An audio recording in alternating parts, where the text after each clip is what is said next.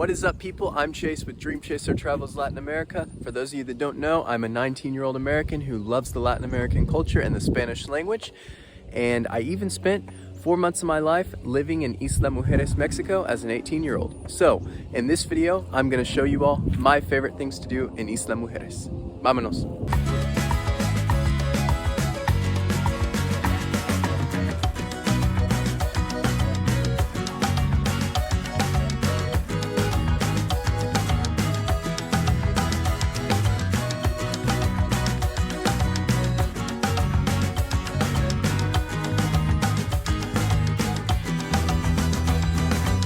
So first of all, for those of you who don't know, Isla Mujeres is a small island in the Caribbean Sea right off the coast of Cancun, Mexico.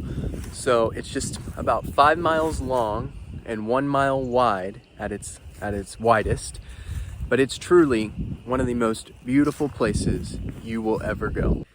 It has many similarities to Cancun because it is technically a vacation spot for many.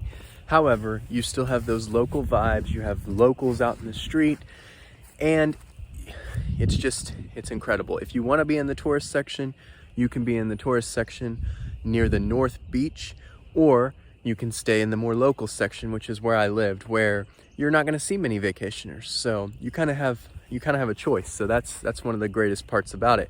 If you want to just go for a vacation, go take a week and stay on the beach. If you want to go for longer or you want to experience the local life, then you're going to want to be more south of the island. So my first thing I'm going to talk about is the food, la comida.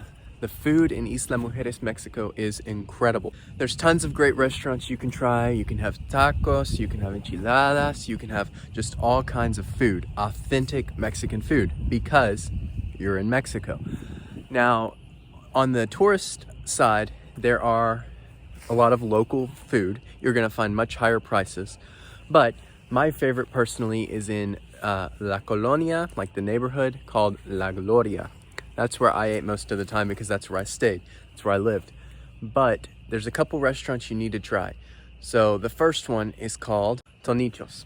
Tonichos is well known by the tourists and the locals. The prices might be a little higher, but the food is incredible. You can go get pizza, like really good pizza, like pizza pastor, which is like Mexican sausage on pizza. It's incredible. It's incredible. You can also have tacos. They have so many different things. So that would be my first recommendation, that you go there. My second recommendation would be a place called Bastos Grill. Also, a lot of tourists go there. You'll have locals there, you'll have tourists there. My favorite food there is the enchiladas suizas. After you try the enchiladas suizas, you're gonna want the recipe. Some of the more local restaurants in La Gloria are gonna be this place called Loncheria La Gloria. It's only open for dinner, but it is incredible.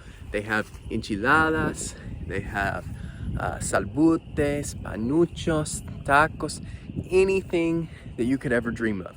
Local foods you've never even heard of, you have to try this place. This is where there's gonna be locals, very few tourists. But it was one of my favorite places. Another place would be El Mercado, the market. The market in La Gloria is incredible. There's a bunch of different places you can choose from. I liked San Judas Tadeo, or St. Judas Tadeo. It was probably my favorite. I went there every day, pretty much, for lunch. They're not open for dinner, and nowhere in the market's really open for dinner, but I went there every day for lunch. You can go for breakfast, lunch. Such great food at such good prices. So that is a must. That is a must. You're probably not going to find any tourists there, but oh, it's such good food. It's such good food. You will love it. And then the last place that I loved was a place called Taqueria Cachirul, and it is incredible. They have some of the best tacos, good prices. It's a great place to go for dinner. They're only open for dinner, but it was one of my go-to spots after church every Sunday night. Now that we've talked about the food, let's talk about some of the nature.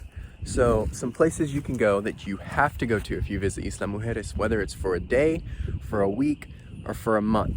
You have to go to Playa Norte, North Beach. Now, everybody knows about Playa Norte, so you really can't miss it if you go on the ferry. That's gonna be where all the tourists are, but there's also gonna be locals there.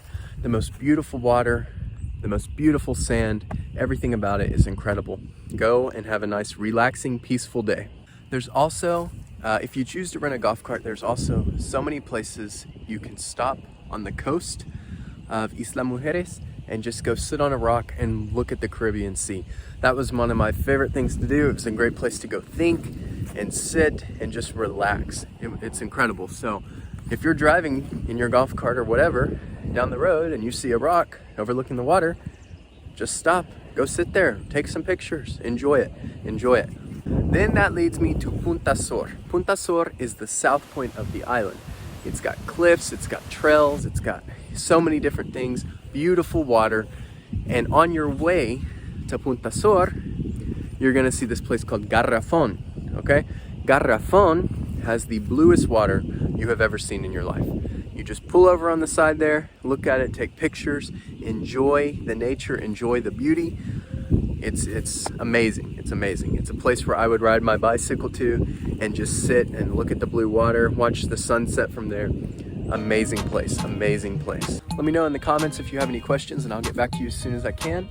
You all have to visit Isla Mujeres. Something I like to say at the end of every video, siempre persigue tus sueños. Always chase your dreams.